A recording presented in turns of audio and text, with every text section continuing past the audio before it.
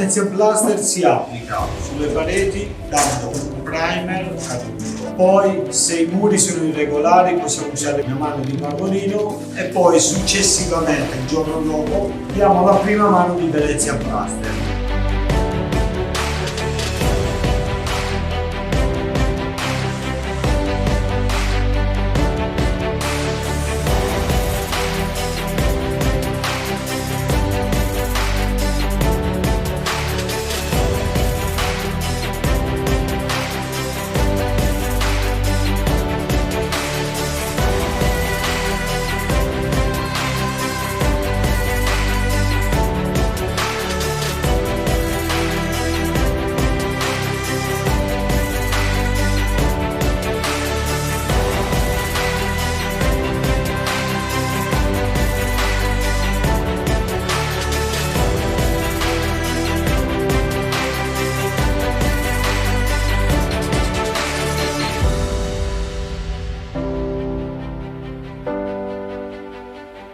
Attendiamo dalle 8 ore fino a 10 ore per l'altra mano. Dopodiché diamo la seconda mano una volta che è asciutto bene il fondo.